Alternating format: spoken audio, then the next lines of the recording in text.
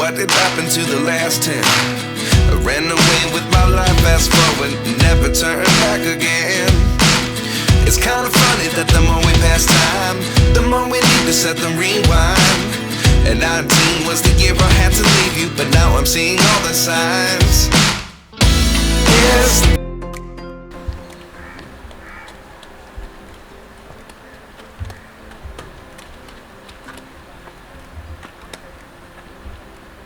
Hi friends, ഞാൻ Rincy Johnson. റിൻസീസ് kitchen and വ്ലോഗിലേക്ക് എല്ലാവർക്കും സ്വാഗതം. നമ്മൾ ഉള്ളത് ഇടുക്കി ജില്ലയിലെ ഉടുമ്പന്നൂരാണ്. 4 പശുവിൽ തുടങ്ങി 140ഓളം പശുവിലെത്തി നിൽക്കുന്ന ഒരു ക്ഷീര കർഷകൻ്റെ അദ്ദേഹത്തിൻ്റെ ആ വിജയം, അല്ലെങ്കിൽ അദ്ദേഹം ഇത്രത്തോളം അദ്ദേഹത്തിൻ്റെ വളർച്ചയുടെ ഓരോ ഘട്ടങ്ങളും നമുക്ക് ചോദിച്ചു മനസ്സിലാക്കാം. ഞാനൊരു യാത്രയിൽ തന്നെയാണ്. കോഴിക്കോട് നിന്ന് ഞാൻ ഇടുക്കി വരെ എത്തി. ഇതുപോലെയുള്ള കാഴ്ചകൾ, വ്യത്യസ്തരായ കർഷകരെയും വ്യത്യസ്തമായ കാഴ്ചകളും നിങ്ങളെ കാണിച്ചു തരികയാണ് എൻ്റെ ഉദ്ദേശം. അപ്പോൾ നമുക്ക് അദ്ദേഹത്തെ ഒന്ന് പരിചയപ്പെടാം, അദ്ദേഹത്തിൻ്റെ ഫാം ഒന്ന് കാണാം, എല്ലാ കാര്യങ്ങളും ചോദിച്ചു മനസ്സിലാക്കാം.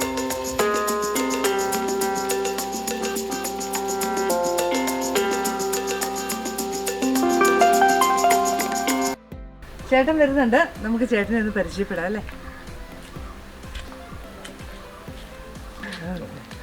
അപ്പോൾ നമസ്കാരം ചേട്ടാ. ഇതാണ് ഞാൻ പറഞ്ഞ നമ്മുടെ ചേട്ടൻ. നമുക്ക് പേരൊക്കെ ഒന്ന് ചോദിച്ചു മനസ്സിലാക്കാം അല്ലേ? പേരെന്ന് പറയാം. എത്ര വർഷമായി ഇവിടെ തുടങ്ങിയിട്ട്? ഏകദേശം ഒരു 15 വർഷത്തോളം. അതെ അല്ലേ? ആദ്യമേ തുടക്കത്തിൽ എങ്ങനെയായിരുന്നു? ആദ്യം ഞാനൊരു 3-4 പശുക്കളെ വെച്ചിട്ടാണ് തുടങ്ങിയത്. അതിനുശേഷമാണ് ഇപ്പോൾ ഒരു 140-140ഓളം പശുക്കളായി. പാരമ്പര്യ കർഷകനാണോ? തീർച്ചയായിട്ടും പാരമ്പര്യ കർഷകനാണ്. ഫാദറായിട്ട് തന്നെ എപ്പോഴും 3-4-5 പശുക്കൾ ഉണ്ടായിരുന്നു. അതെ അല്ലേ? അതുകൊണ്ട് ആ രീതികളൊക്കെ ചെറുപ്പം മുതലേ കണ്ട് മനസ്സിലാക്കിയതുകൊണ്ട് എല്ലാം അറിയാൻ പറ്റും അല്ലേ? തീർച്ചയായിട്ടും. അപ്പൊ തുടക്കത്തിലേ ഇതിലേക്ക് എടുത്തിയാടിയ ഒരു എക്സ്പീരിയൻസ് അല്ലാത്തത് കൊണ്ട് തന്നെ ഇതെങ്ങനെ കൊണ്ടു നടക്കണമെന്ന് പറയാം. ആദ്യം തന്നെ ഞാൻ ചോദിക്കട്ടെ, ഈ കൃഷി ലാഭകരമാണോ? തീർച്ചയായിട്ടും നോക്കി നടത്തിയാൽ ലാഭകരമായിട്ട് നമുക്ക് ചെയ്യാൻ പറ്റും. അല്ലെങ്കിൽ നമ്മൾ പണ്ടേ നിർത്തിപ്പോയല്ലേ? അപ്പൊ ഇവിടെ ഈ ഫാമില് എങ്ങനെയാണ് സഹായത്തിന് ആളൊക്കെ ഉണ്ടോ? ഭായിമാരുണ്ട്. എത്ര പേരുണ്ട്? ഏകദേശം 11ഓളം സ്റ്റാഫുകളുണ്ട്. അതെ അല്ലേ? രാവിലെ എത്ര മണിക്ക് നമ്മൾ ആരംഭിക്കും? രാവിലെ 1:30 മണിക്കാണ് രാവിലത്തെ കറവ ആരംഭിക്കുന്നത്. വെളുപ്പിന് 1:30 മണിക്കാണ് ആരംഭിക്കുന്നത്. 1:30 മണിക്ക് രാവിലത്തെ കറവ. എന്നിട്ട് അത് കഴിഞ്ഞ ശേഷം, അതായത് 1:30 മണിക്ക് കറവ നമ്മൾ കുളിപ്പിച്ച് കറവയും കാര്യങ്ങളെല്ലാം ഒരു ഏകദേശം രാവിലെ 7 മണിയോടുകൂടി രാവിലത്തെ എല്ലാ പരിപാടികളും രാവിലെ 7 മണിയോടുകൂടി കഴിയും. പിന്നെ നമ്മൾ ഉച്ച കഴിഞ്ഞെന്ന് പറഞ്ഞാൽ 1:30ക്കാണ് നമ്മൾ വീണ്ടും സ്റ്റാർട്ട് ചെയ്യണത്. അപ്പോൾ വൈകുന്നേരത്തെ എന്ന് പറഞ്ഞു കഴിഞ്ഞാൽ ഒരു 6 മണിയോടുകൂടി കറവയും തീറ്റ കൊടുക്കലും കാര്യങ്ങളെല്ലാം വൈകുന്നേരം 6 മണിയോടുകൂടി എല്ലാം കഴിക്കും. അപ്പൊ ഞാൻ പറയട്ടെ, അപ്പൊ ഈ വെളുപ്പിന് 1:30ക്കും ഉച്ചയ്ക്ക് 1:30ക്കും വരുന്ന ആ ഒരു ടൈം കൊണ്ട് രണ്ടാമത്തെ കറവയ്ക്കുള്ള പാല് അവര് ചോദിച്ചിരിക്കും. അതായത് നമുക്ക് എപ്പോഴും ഒരേ രീതിയിലാണ് 2 ടൈമിലും നമുക്ക് പാല്, വലിയ വ്യത്യാസമില്ല. ഒരു ചെറിയൊരു നേരിയൊരു വ്യത്യാസമേ ഉണ്ടാവുള്ളൂ. 2 ടൈമിലും നമുക്ക് ഒരേ അളവിൽ തന്നെയാണ് നമുക്ക് പാല് കിട്ടുന്നത്. അപ്പൊ ചൊരുത്താൻ ഇത്ര ടൈം വേണം, അങ്ങനെയുണ്ടോ പശുക്കൾ? അതായത് ഒരു 12 മണിക്കൂർ ക്യാപ്പിലിട്ടാണ് നമ്മൾ ചെയ്യുന്നത്. അതാണ് മറ്റുള്ളതിൽ വെച്ച് നോക്കുമ്പോൾ പറഞ്ഞാൽ പാലുൽപാദനത്തിൽ ഇത്തിരി കൂടുതലായിട്ട് നമുക്ക് ഇപ്പം മനസ്സിലാക്കാൻ പറ്റും. ഞാൻ കുറച്ച് നാളായിട്ടേ ഉള്ളൂ ഇങ്ങനെ ചെയ്യാൻ തുടങ്ങിയിട്ട്. അപ്പോൾ പാലുൽപാദനം അല്പം കൂടുതലായിട്ടാണ് നമുക്ക് തോന്നുന്നത് അങ്ങനെ ചെയ്യുന്നത്. അപ്പൊ അതുപോലെ തന്നെ ഇവരുടെ ഈ ഒരു പരിചരണം, ഇവരുടെ ഒരു ആഹാര രീതിയൊക്കെ എന്ന് പറയും. അപ്പൊ ഇത്രയും വ്യത്യസ്തമായിട്ട് 1:30ക്കൊന്നും, ഞാൻ ഒരുപാട് ഫാമിൽ പോയിട്ടുണ്ട്, 1:30ക്കൊന്നും ഈ പരിപാടി സ്റ്റാർട്ട് ചെയ്തത് ഞാൻ കേട്ടിട്ടില്ല. ഒരു 4 മണി അല്ലെങ്കിൽ അതിനോടനുബന്ധിച്ച് ടൈമേ ഞാൻ കേട്ടിട്ടുള്ളൂ. പിന്നെ അത് ഒരു കാര്യം കൂടെ ഉണ്ട്. നമ്മൾ ഇപ്പം രാവിലത്തെ പാലിന് എപ്പോഴും ബ്രീഡിങ്ങും ഫാറ്റും കുറവായിരിക്കും. അപ്പം നമ്മൾ ഉച്ച കഴിഞ്ഞാൽ അതേ അളവിൽ തന്നെ പാൽ ഉൽപ്പാദിപ്പിക്കുന്ന പറഞ്ഞാൽ ഇപ്പം നമ്മളൊരു സൊസൈറ്റി കൊടുക്കുക അല്ലെങ്കിൽ വേറെ എവിടെ കൊടുക്കുകയാണെങ്കിൽ എന്ന് പറഞ്ഞാൽ നമുക്ക് വിലയിൽ കൂടുതൽ കിട്ടും. ഉച്ച കഴിഞ്ഞത്തെ പാലിനാണ് എപ്പോഴും വില കൂടുതൽ കിട്ടണം. അപ്പം നമ്മൾ അങ്ങനെ ചെയ്യുമ്പോൾ എന്ന് പറഞ്ഞാൽ നമുക്ക് അല്ലെങ്കിൽ എന്ന് പറഞ്ഞാൽ രാവിലെ കുറച്ച് നല്ല അളവിലുള്ള പാല് കൂടുതലുണ്ടാവും, ഉച്ച കഴിഞ്ഞെന്ന് പറഞ്ഞാൽ വളരെ അളവിൽ കുറവ് വരും. അപ്പം നമുക്ക് വിലയിലൊരു ഇത് ഉണ്ടാവില്ല. പക്ഷെ നമ്മൾ ഇങ്ങനെ നമ്മൾ ചെയ്യുമ്പോൾ പറഞ്ഞാൽ നമുക്കിപ്പോൾ സൊസൈറ്റി കൊടുക്കുക അല്ലെങ്കിൽ മറ്റൊരു ഇതിൽ ചെയ്യുമ്പോൾ പറഞ്ഞാൽ നമുക്ക് വില കൂടുതൽ കിട്ടാനുള്ള ഒരു അഡ്ജസ്റ്റ്മെന്റ് വിലയിൽ നമുക്ക് എത്തിക്കാനായിട്ട്. അപ്പോൾ ഈ രാവിലത്തെ കറവയിലും വൈകിട്ടത്തെ കറവയിലും ബ്രീഡിങ് ഒരുപോലെ ആയിരിക്കും എന്നാണോ ചേട്ടൻ പറയുന്നത്? അതായത് എന്ന് പറഞ്ഞാൽ നമ്മൾ അങ്ങനെ ചെയ്യുമ്പോൾ ഏകദേശം നമുക്ക് രാവിലത്തെ നമ്മൾ പാല് നമ്മൾ വൈകുന്നേരത്തെ പാല് കൂടുതൽ ഉണ്ടാകുന്നുണ്ടെന്ന് പറഞ്ഞു കഴിഞ്ഞാൽ അപ്പം നമുക്ക് ആ പാലിന് കൂടുതൽ വില കിട്ടും. അളവിൽ കൂടുതലുണ്ട് നമുക്ക് വില ഇത് വരും. രാവിലെ പാൽ ഇച്ചിരി കുറയുന്നുണ്ടെന്ന് പറഞ്ഞാൽ ആ വില രണ്ടും കൂടെ തമ്മിൽ താരതമ്യം ചെയ്യുമ്പോൾ നമുക്ക് വിലയിൽ നമുക്ക് ഇത് വ്യത്യാസം ഉണ്ടാവും. ഇവരുടെ ഭക്ഷണ രീതിയൊക്കെ എങ്ങനെയാണ്? അതായത് ഭക്ഷണ രീതി എന്ന് പറഞ്ഞാൽ നമ്മൾ രാവിലെ നമ്മൾ ആദ്യമേ കുളിപ്പിച്ച് കറന്നതിന് ശേഷമാണ് നമ്മൾ കാലിത്തീറ്റ എന്ന് പറഞ്ഞാൽ നമ്മൾ കേസിൻ്റെ സുപ്രീമും ചോളത്തിൻ്റെ പൊടി, പരുത്തിപ്പിണ്ണാക്ക്, പിന്നെ കടലപ്പിണ്ണാക്ക്, തേങ്ങാപ്പിണ്ണാക്ക്, ഇത്ര ഐറ്റം കൂട്ടിയാണ് നമ്മൾ. അതെല്ലാം അളവ് കുറച്ചിട്ടാണ് നമ്മൾ കൊടുക്കുന്നത്. ഏറ്റവും പാല് കൂടിയ ഒരു പശുവിന് നമ്മൾ കൊടുക്കണമെന്ന് പറഞ്ഞു കഴിഞ്ഞാൽ ഏകദേശം ഒരു 8 കിലോയ്ക്കും 10 കിലോയ്ക്കും ഇടയ്ക്കുള്ളതാണ്. ബാക്കിയുള്ള ആവറേജ് പശുക്കൾക്കെല്ലാം ഒരു 7 കിലോയാണ് നമ്മൾ രണ്ട് നേരം കൂടെ ഒരു ദിവസം കൊടുക്കുന്നത് തീറ്റാന്ന് പറയുന്നത്. പിന്നെ നമ്മൾ പുല്ലല്ല നമ്മൾ കൂടുതലും കൊടുക്കുന്നത്, നമ്മൾ പൈനാപ്പിൾ ആണ്. പൈനാപ്പിളിന്റെ അത് കൊടുക്കുന്നതുകൊണ്ട് ഗുണം വല്ലതും ഉണ്ടോ? പൈനാപ്പിളിന്റെ ഇത് കൊടുക്കുന്നതുകൊണ്ട് നമുക്ക് ഗുണം എന്ന് പറഞ്ഞാൽ പാൽ ഉൽപാദനം കൂടുതലാണ് പൈനാപ്പിൾ കൊടുക്കുന്നത്. നമ്മൾ ഈ പൈനാപ്പിൾ കൊടുത്തിട്ട് നമ്മൾ CO3 പുല്ലോ അല്ലെ മറ്റുള്ള തീറ്റകൾ കൊടുക്കുമ്പോൾ പറഞ്ഞാൽ പാലിന്റെ അളവ് കുറയും. അപ്പൊ നമ്മുടെ നാട്ടിലേക്കൊക്കെ വരുമ്പോൾ പൈനാപ്പിൾ കൃഷി ഇല്ല.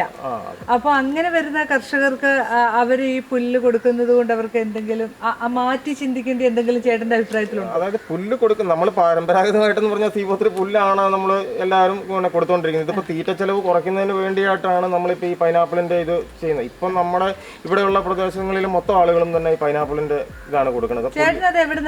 നമ്മൾ സ്വന്തം പണിക്കാരെ നിർത്തിയിട്ട് ഓരോ സ്ഥലത്തു നിന്ന് പറിച്ചെടുത്തിട്ടാണ്. അതിനൊക്കെ എന്ത് വില കൊടുക്കേണ്ടി വരും? നമ്മൾ ഇപ്പം തോട്ടത്തിൽ നിന്ന് നമ്മൾ പറിച്ചെടുക്കുന്നതിന് പ്രത്യേകിച്ച് വിലയൊന്നും കൊടുക്കണ്ട. നമ്മൾ പണിക്കാരെ നിർത്തി പറിച്ചെടുക്കണം, അവർക്ക് ആ തോട്ടം ഒഴിവായി പോകുന്നു, നമ്മളങ്ങനെ പറിച്ചെടുക്കുകയാണ് ചെയ്യുന്നത്. ഇപ്പൊ ഈ 12 മാസവും ഇങ്ങനെ കിട്ടുമോ? തീർച്ചയായിട്ടും. നമ്മുടെ ഇവിടെ എന്ന് പറഞ്ഞാൽ ഈ റബ്ബർ കൂടുതലുള്ളത് കൊണ്ടെന്ന് പറഞ്ഞാൽ റബ്ബറിന്റെ ഇടവിളയായിട്ട് ഈ 3 വർഷത്തേക്ക് ഈ പൈനാപ്പിൾ ചെയ്യുന്നതുകൊണ്ട് നമുക്ക് കിട്ടുന്നതിന് യാതൊരു പ്രശ്നമില്ല, ബുദ്ധിമുട്ടില്ല.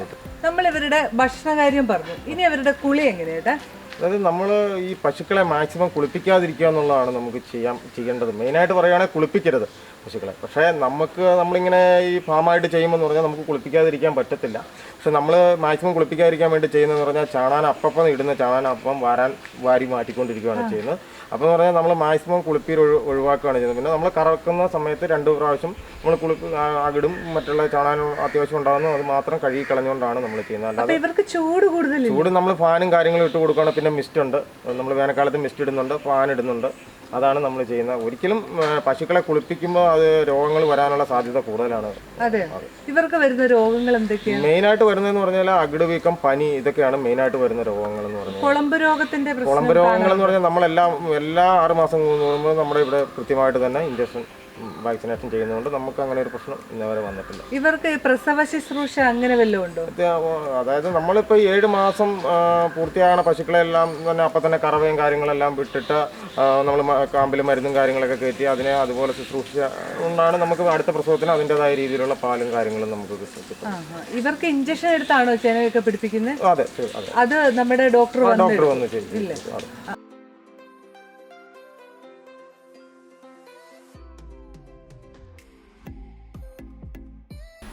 ചേട്ടനെ തിരക്കി ഒരുപാട് അവാർഡുകൾ വന്നിട്ടുണ്ടല്ലേ, അതിന്റെ കാര്യങ്ങളൊക്കെ എന്ന് പറഞ്ഞുതരുമോ? അതായത് എനിക്ക് 2019-20 വർഷത്തിൽ ഇടുക്കി ജില്ലയിലെ ഏറ്റവും നല്ല കർഷകനുള്ള അവാർഡ് കിട്ടി. നമുക്ക് ആ പാലിന്റെ കാര്യങ്ങളിലേക്ക് ഒന്ന് കിടക്കാം. എത്ര ലിറ്റർ പാല് നമുക്ക് കിട്ടും ചേട്ടൻ ഒരു ദിവസം? അതായത് നമ്മളിപ്പോൾ ഇത്രയും പശുവിന് നമുക്ക് ഒരു 1700-1800 ലിറ്റർ പാലാണ് നമുക്ക് ഡെയിലി കിട്ടുന്നത്. എല്ലാ ദിവസങ്ങളും ഇതുപോലെ കിട്ടൂലല്ലോ, ചെറിയുള്ള സമയം ഉണ്ടാവും, പ്രസവിച്ചതുണ്ടാവും. ഇതെന്ന് പറഞ്ഞാൽ നമ്മൾ ഒരു 150 പശു ഉണ്ടെങ്കിൽ ഒരു 1500 ലിറ്റർ പാല് നമ്മൾ ഡെയിലി ഉൽപ്പാദിപ്പിച്ചെങ്കിൽ മാത്രമേ ഇത് ലാഭകരമായിട്ട് നമുക്ക് ചെയ്യാൻ പറ്റില്ല. ഈ 150 പശു ഉണ്ടെങ്കിൽ 1500 മേളിലേക്ക് വരുന്നതാണ് നമുക്കൊരു നല്ല ലാഭം എന്ന് പറയാൻ പറ്റുന്നത്. അത് മെയിൻറ്റെയിൻ ചെയ്യുക എന്നുള്ളതാണ് നമ്മളൊരു ക്ഷീരകർഷകന് ഏറ്റവും വേണ്ടപ്പെട്ട ഒരു കാര്യം എന്ന് പറയുന്നത്. ചെലവ് കുറഞ്ഞ രീതിയിൽ എങ്ങനെ ലാഭകരമാക്കാം അല്ലേ, അതാണ് ക്ഷീരകർഷകൻ ശരിക്കും പഠിക്കേണ്ടത്. പിന്നെ നമ്മൾ അതായത് 10 പശു ഉണ്ടെങ്കിൽ നമ്മൾ 100 ലിറ്റർ പാലെങ്കിലും നമ്മൾ ഉൽപ്പാദിപ്പിക്കുക, ഒരു ദിവസം ഉൽപ്പാദിപ്പിക്കുക എന്നുള്ളതാണ്. അതാണ് അതിൻ്റെ മെയിനായിട്ടുള്ള ഒരു കാര്യം എന്ന് പറയുന്നത്. പിന്നെ എറണാകുളം മേഖലയിൽ ഏറ്റവും കൂടുതൽ പാലളന്നതിനുള്ള അവാർഡ് കിട്ടിയിട്ടുണ്ട്. പിന്നെ നമുക്ക് ബ്ലോക്കിൻ്റെ അവാർഡുകൾ, മറ്റേ നമ്മുടെ പഞ്ചായത്തിൻ്റെ അവാർഡുകൾ, അങ്ങനെയുള്ള അവാർഡുകളെല്ലാം കിട്ടിയിട്ടുണ്ട്. ഇതിന് ഇവര് നോക്കുന്നത് എന്താ, ഒരു പശുവിന് ഇത്ര ലിറ്റർ പാൽ അളന്നു എന്നുള്ളതാണോ അവർ മാനദണ്ഡമാക്കുന്നത്? അതായത് നമ്മൾ സംസ്ഥാനത്തിന്റെ അവാർഡുകളും കാര്യങ്ങളും നോക്കുമ്പോൾ എന്ന് പറഞ്ഞു കഴിഞ്ഞാൽ ഏറ്റവും കൂടുതൽ പാലളന്ന പശുവിനെ നോക്കുന്നുണ്ട്. എത്ര ലിറ്റർ അളന്നിട്ടുണ്ടോ ഒരു പശു? അതായത് നമ്മൾ അന്നത്തെ സമയത്ത് നമ്മൾ പശു ചെക്ക് ചെയ്തപ്പോൾ ഏകദേശം 47 ലിറ്റർ പാലാണ് നമ്മൾ ഒരു ദിവസം ഏറ്റവും കൂടുതൽ അളന്നത് ഒരു പശു. അത് 3 നേരം നമ്മൾ കറക്കുമ്പോഴാണ് ഈ 47 ലിറ്റർ പാൽ. ഇവിടെ 3 നേരം കറക്കും അല്ല, അതായത് പാല് കൂടിയ പശുക്കളെ നമ്മൾ 3 നേരം കറവയാണ്. അത് കൈക്കറവയാണോ? മെഷീൻ കറവയാണല്ലോ. മെഷീൻ കറവയാണ്.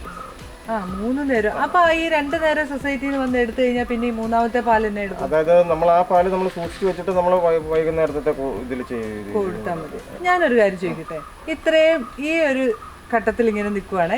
ഇനി അടുത്തത് ഇതിന്റെ ഉൽപ്പന്നങ്ങൾ, ഈ പാല് കൊണ്ട് എന്തെല്ലാം ഉൽപ്പന്നങ്ങൾ ഉണ്ടാക്കാം, അങ്ങനെ ഒരു കമ്പനി തുടങ്ങാൻ താല്പര്യമില്ല? തീർച്ചയായും ഞാനത് പാക്കറ്റ് പാല് ചെയ്യുന്നതിനും മറ്റതിന്റെ ഉൽപ്പന്നങ്ങൾ ഇത് ചെയ്യാൻ വേണ്ടിയിട്ടുള്ള ഒരു ഇതിലേക്കാണ് ഞാനിപ്പം നിലവിൽ. അതെ അല്ലേ? അതിന് എന്താ പറയാ, എന്തെല്ലാം ഉണ്ടാക്കാം? പനീർ ഉണ്ടാക്കാൻ പറ്റും, നമുക്ക് തൈരായിട്ട് വിൽക്കാം, പല ഐറ്റങ്ങളായിട്ട് നമുക്ക്. അപ്പോഴാണ് നമുക്ക് ശരിക്കും പറഞ്ഞാൽ ഇതിൽ നിന്നുള്ള വരുമാനം ശരിക്കും ഇതാകാൻ പറ്റും. അത് പല കർഷകരും അതിലേക്ക് തിരിയുന്നില്ല. അവരെന്നെ എടുക്കുന്ന പാല് കൊടുത്തു അവിടെ കൊണ്ട് അവസാനിപ്പിക്കുക. അപ്പൊ ഇതുപോലെയുള്ള ഒരു ഇതിലേക്ക് വരുമ്പം ഒരു നല്ല ലാർജ് സ്കെയിലാണല്ലോ ഇപ്പൊ ചെയ്യുന്നത്. അങ്ങനെയുള്ളപ്പോ നമ്മുടെ പാല് കൊണ്ട് തന്നെ നമുക്ക് പല പല ഉൽപ്പന്നങ്ങൾ ഉണ്ടാക്കി നല്ല മാർക്കറ്റ് ചെയ്ത് കൊടുക്കുന്നത് ഒരു തീർച്ചയായിട്ടും അതിനുള്ള വഴി, അതിനുള്ള വഴികളെ കുറിച്ച് ആലോചിച്ചാണ് ഇരിക്കുന്നത്. പുതിയതായിട്ട് നമ്മൾ അതാണ് ഇപ്പൊ ചിന്തിച്ചുകൊണ്ടിരിക്കുന്നത്. അതെ അല്ലേ? ആയിക്കോട്ടെ, നല്ല കാര്യം.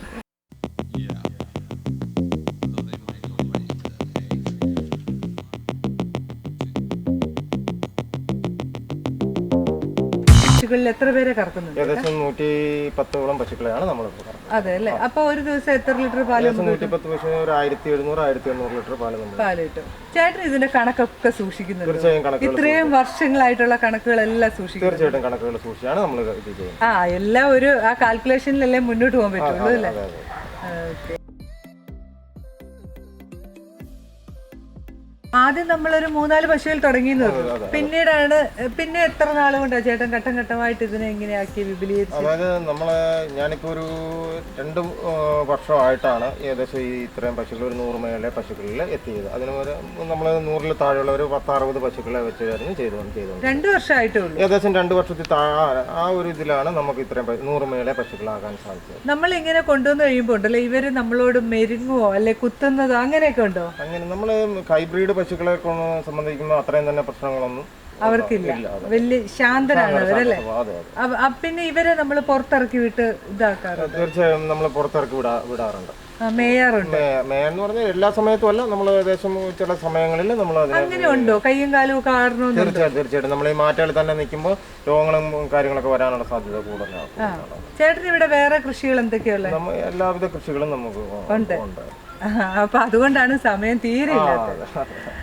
അതുപോലെ തന്നെ നമുക്ക് എന്താ പറയാ, ഇപ്പൊ ഇനി പുതിയതായിട്ട് വരുന്ന കർഷകരോടും അതുപോലെ തന്നെ ഈ ക്ഷീരകൃഷിയിൽ ലാഭം ഇല്ല എന്ന് വിചാരിച്ചിരിക്കുന്നവരോടും ഇതിനെ ലളിതമായിട്ട് അല്ല എന്ത് പറയാ, നമ്മുടെ രീതിയിലേക്ക് കൊണ്ടുവന്നുകൊണ്ട് ആ രീതിയിലുള്ള ആഹാരവും ആ രീതിയിലുള്ള പരിചരണവും കൊടുത്തുകൊണ്ട് എങ്ങനെ ലാഭകരമാക്കാം, ആ ഒരു രീതിയിൽ ചേട്ടൻ അവരോട് എന്താ ഒന്ന് പറയാനുള്ളത്? അതായത് നമ്മൾ എപ്പോഴും നമ്മൾ സ്വന്തമായിട്ട് ചെയ്യാൻ ഉണ്ടെങ്കിൽ മാത്രമാണ് നമുക്കിത് വിജയിപ്പിക്കാൻ പറ്റുള്ളൂ. അല്ലാതെ നമ്മൾ പണിക്കാരെ മാത്രം ആശ്രയിച്ചിട്ട് നമ്മളിത് വിജയിപ്പിക്കാമെന്ന് ഇതിൽ കാര്യമില്ല. നമുക്ക് സ്വന്തമായി നമ്മളിത് കാര്യങ്ങൾ നോക്കി നടത്തി കഴിഞ്ഞ് കഴിഞ്ഞാൽ തീർച്ചയായും നമുക്ക് ലാഭകരമായിട്ട് എത്തിക്കാനായിട്ട് സാധിക്കുന്ന ഒരു ബിസിനസ്സാണ്. പിന്നെ ഇതിന്റെ മുള്ളിൽ ഇവർക്ക് പ്രശ്നമില്ല. ഇല്ല, അത് ഈ ചെറുതായിട്ടല്ല നമ്മൾ അറിയുന്നത്. ഇതിന്റെ അകത്തൊരു പ്ലാസ്റ്റിക്